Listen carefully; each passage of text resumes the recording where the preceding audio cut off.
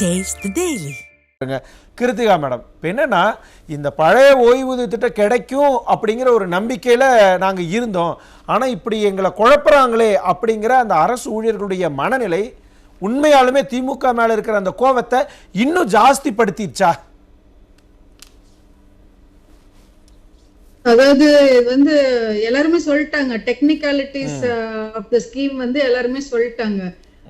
இந்த 10% அப்படிங்கிறது வந்து அவங்களே இன்வெஸ்ட் பண்ணிட்டு போகலாம். இப்போ மியூச்சுவல் ஃபண்ட்ஸ் அது இது எத்தனையோ வழிகள் இருக்கு. அது எல்லாமே ரிட்டர்ன்ஸ் வந்து 12 to 13% வந்து சிஏஜிஆர் சொல்லுது. ஸோ இது வந்து ஒரு சாதாரண இன்னைக்கு வந்து ஒரு இந்த டிஜிட்டல் வேர்ல்ட்ல எல்லாத்துக்குமே எல்லாமே தெரியுது, எல்லாருமே நிறைய கேட்டுக்கிறாங்க. எஸ்பெஷலி வித் மணி மேட்டர்ஸ்ல வந்து எல்லாருமே எப்படி பெருக்கிறது அப்படிங்கறதுல வந்து ரொம்ப தெளிவா இருக்கிறாங்க. ஸோ அப்படிங்கும் பட்சத்துல இது வந்து ஒரு பெரிய ஒரு ரிவார்டா அவங்க வந்து எடுத்துக்குவாங்களா தெரியல. ஏன்னா இது வந்து அவங்களுக்கு உண்மையாலுமே அவங்களுக்கு பெனிஃபிஷியல் கிடையாது அப்படிங்கறது அவங்க வந்து உணரணும். இது யாரோ சில ஆபீஸ் பேரர்ஸ் வந்து இந்த அசோசியேஷனோட ஆபீஸ் பேரர்ஸ் ஜாக்டோ ஜியோ அவங்க வந்து ஓகே சொல்லிட்டாங்களா, இல்ல ஒரு எல்லாருமே சேர்ந்து முடிவெடுத்ததா, ஒரு இன்டராக்ஷன் இருந்ததா, இவங்க எப்படி இதை வந்து அக்செப்ட் பண்ணாங்க அப்படிங்கிறது தெரியலைங்க. ரெண்டாவது, பழைய பென்ஷன் நீங்க வந்து அந்த அப்ப இருந்தவங்க எல்லாம் சேலரிஸ் கம்மிங் சார். இன்னைக்கு வந்து இவங்களோட சேலரிஸே வந்து ஜாஸ்தி. அதாவது ஒரு ஹெச்எம் வந்து 1,25,000 வாங்குறாங்க அப்படின்னா நீங்க அப்படியே கொஞ்சம் பிரைவேட் செக்டர் எம்எஸ்எம்இஸ்க்கு வந்து பாருங்களேன். எம்எஸ்எம்இ ஓனர்ஸ் இவ்வளோ கிடைக்குதா அவங்களுக்கு? அவங்க வந்து எம்ப்ளாய்மெண்ட் கொடுக்குறாங்க, தொழில் அபிவிருத்தி பண்றாங்க, நாள் முழுக்க கஷ்டப்படுறாங்க, ஓனரும் கஷ்டப்படுறான், அதுல இருக்கிற லேபரும் கஷ்டப்படுறான், எல்லாருமே சேர்ந்து பண்ண இவ்வளோ எங்க கிடைக்குது இவ்வளோ பணம்? அப்போ எல்லா செக்டருமே, நீங்க ஐடி செக்டரை விட்டுருங்க, மத்த செக்டர் எடுத்து பாருங்க, ஒரு விவசாயம் எடுத்து பாருங்க, இது இங்க இவ்வளவுதான் கிடைக்குது. சோ அதெல்லாம் நாங்க ஏத்துக்கிட்டு தான் இருக்கிறோம். ஆனா இவங்க டிமாண்ட் பண்றது வந்து 20 இயர்ஸா இவங்க டிமாண்ட் பண்றாங்கன்னு சொல்றாங்க. அதுல வந்து ஏடிஎம்கே கவர்மெண்டோட ஸ்டாண்ட், ஜெயலலிதா அம்மாவோட ஸ்டாண்ட் வந்து வரவேற்கத்தக்க விஷயம். அவங்க அப்பவே சொல்லியிருக்காங்க, இது வந்து உங்களுக்கு வந்து நீங்க வந்து பிரைவேட் செக்டரை பாருங்க அப்படின்னு. அப்போ அமைச்சர் ஜெயக்குமார் அவர்களே வந்து பத்திரிகை செய்தியா சொல்லியிருக்காரு, உங்களுக்கு வந்து சேலரிஸ் வந்து ஆல்ரெடி ஜாஸ்தி, நீங்க வைக்கிறது வந்து ரொம்ப ஒரு அபரிதமான ஒரு கோரிக்கையா வைக்கிறீங்க. ஆனா திமுக இவ்வளவு பிராக்டிக்கல் டிஃபிகல்டிஸ் எல்லாமே தெரிஞ்சு கூட எதற்காக இப்ப நாங்க பழைய ஓய்வூதிய திட்டத்தை கொடுக்கிறோம் அப்படின்னு சொல்லியிருந்தாங்க. ஆசை காமிச்சு அவங்களை ஏமாத்துறதுக்கான விஷயம் பார்க்கணுமா? அது எதுக்காகன்னாங்க சார், இப்ப தமிழக மக்கள் தொகை எவ்வளவு? 8 கோடிங்களா? அரசு ஊழியர்கள் எவ்வளவு பேர் இருக்காங்க? ஒரு 15-16 லட்சம் பேர் இருக்காங்க. அதாவது ஒரு 2 to 2.5% of the total population. இதுல வந்து வாக்குகள் எவ்வளவு இருக்குங்க? ஒரு 50-60 லட்சம் வாக்குகள் இருக்குமா? சோ இத வந்து ஓட்டு அரசியலுக்காக இதெல்லாம் பண்ணாம ஒரு நிர்வாகம், ஒரு அட்மினிஸ்ட்ரேஷன் அப்படிங்கறது எடுத்து பார்த்தா ஏடிஎம்கே எடுத்த ஸ்டாண்ட்ஸ் வந்து கரெக்ட்.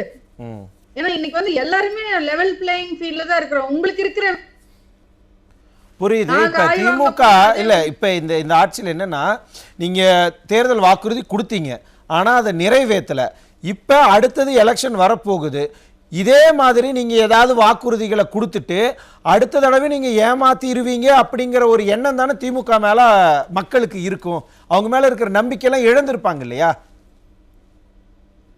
அது மக்கள் தான் தகுந்த பதில் சொல்லணும். ஏன்னா இது வந்து எலெக்ஷன் டைம்ல ஒரு ரஷ்ல கொண்டு வந்த ஒரு முடிவா தான் தெரியுது. இப்போ 20 ஆண்டு காலம் ஒரு முடிவு எடுத்திருக்க மாட்டாங்களா? அதுல அவ்வளவு காம்ப்ளிகேஷன்ஸ் இருக்கிறதுனால தானே அந்த டிலே வந்து. அது இவங்க வந்து எவ்வளவு சீக்கிரம் ஒரு டிசிஷன் எடுத்துட்டாங்க, 2 நாள்ல வந்து அறிவிப்பு வந்துருச்சு.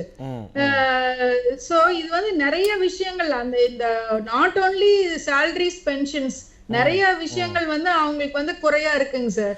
ஏன் அந்த பிரஷர் திமுகவுக்கு? ஏன்னா இப்ப நீங்க சொன்னீங்கல்ல, ரொம்ப வேலிடான ஒரு விஷயம், 4.5 வருஷமா முடிவெடுக்க முடியாம ஒரு 2-3 நாட்கள், இன்னும் சொல்ல போனா ஒரே வாரத்துக்குள்ளாக எப்படி முடிவெடுத்தாங்க அப்படிங்கிற அந்த கேள்வி இருக்குல்ல. எந்த பிரஷர்னால இப்படிப்பட்ட ஒரு முடிவை எடுக்கிறதுக்கு அவங்க தள்ளப்பட்டாங்க? எந்த பிரஷர்னா எல்லாத்தையும் அவங்களுக்கு வந்து பெண்கள், இளைஞர்கள், அரசு ஊழியர்கள் இவங்களை வந்து நல்லா வச்சுக்கணும் அப்படிங்கறது வந்து முதல்வர் நினைக்கிறார். சோ அவங்கள வந்து சமாதானப்படுத்தக்கூடிய இதுலதான் வந்து அந்த ஸ்டாண்ட்ல தான் வந்து எடுத்திருப்பாங்க. இப்போ 30% இப்ப இவங்களே தான் அவங்க இது எலெக்ஷன் மேனிஃபெஸ்டோல சொன்னாங்க, ரெவென்யூ வந்து டெபிசிட்டா இருக்கிறதுக்கு நாங்க விட மாட்டோம், நாங்க வந்து கடன் வாங்க மாட்டோம், கடன்ல தத்தளிச்சிட்டு இருக்கிற தமிழகத்தை வந்து மீட்டு ரெவென்யூ சர்ப்ளஸ்ல கொண்டு வருவோம் அப்படின்னு சொன்னாங்களே. ஆனா இப்ப வந்து கடன் எல்லாம் ஏறிட்டு இருக்கு. சோ ஆல்ரெடி கடனும் ஏறிட்டு இருக்கு, அதுல இவங்களுக்கு எல்லாருக்கும் வாரி வழங்குறீங்க. இப்போ 1000 ரூபாய் பெண்களுக்கு அந்த திட்டத்துக்கே வந்து 13,000 சில்லற கோடி. ஆனா எம்எஸ்எம்இ பட்ஜெட் எவ்வளவு தெரியுங்களா? 1900 கோடி, அவ்வளவுதான். சோ தொழில் பண்ற நம்ம நலத்திட்டங்களையும் பட்ஜெட்டையும் அப்படி நம்ம கம்பேர் பண்ண முடியாது, நம்ம அதுக்குள்ள நான் போக விரும்பல. ஆனா அதை தாண்டி இப்ப என்னன்னா, தொடர்ந்து இதே மாதிரியே இவங்கன்ற அரசு ஊழியர்கள் வாக்குகளால்தான் நாங்க ஜெயிச்சோம் அப்படிங்கிறத திமுக தொடர்ந்து சொல்லிட்டு இருக்காங்க. அரசு ஊழியர்களை எங்களுக்கு தான் சப்போர்ட் அப்படிங்கிறதையும் சொல்லிட்டு இருக்காங்களா. இப்ப அரசு ஊழியர்களை திமுக ஏமாத்திட்டாங்க அப்படிங்கிறது எக்ஸ்போஸ் ஆயிடுச்சு. இனிமேற்கொண்டு அரசு ஊழியர்கள் திமுகவை சப்போர்ட் பண்ணுவாங்களா மாட்டாங்களா? ஓப்பனாவே சொல்லுங்க. அறிவுபூர்வமா சிந்திச்சா அவங்க வந்து இதுக்காக எங்களுக்கு நிறைய இப்ப நாங்கெல்லாம் எப்படி ஒரு குறையோட இருக்குமோ, எம்எஸ்எம்இஸ் வந்து குறையோட இருக்குமோ, அந்த மாதிரி அவங்களும் வந்து அதுதான் அந்த ஆங்கிள் தான் திங்க் பண்ணுவாங்க. ஆனா ஒரு கூட்டம் ஆட்டு மந்த கூட்டம் மாதிரி போனா அவங்களுக்கு வந்து இது இந்த நரேட்டிவ் செட்டிங்ல தான் அவங்க வந்து போவாங்க. சோ எடுத்துக்கிற விஷயங்கள் வந்து உண்மை என்ன, நரேட்டிவ் செட்டிங் என்ன அப்படிங்கறது பாகுபடுத்தி பார்க்கக்கூடிய அறிவுபூர்வமான சிந்தனையாளர்கள் இருக்கும் பட்சத்துல இது வந்து கண்டிப்பா எதிர்ப்பாங்க. ஏன்னா அவங்க ஆல்ரெடி வந்து இப்போ 30% நம்ம பட்ஜெட் வந்து 30% ஆஃப் த ரெவென்யூ இவங்க சாலரிஸ்க்கு தான் போகுது. பென்ஷன் பாத்தீங்கன்னா 16% போகுது.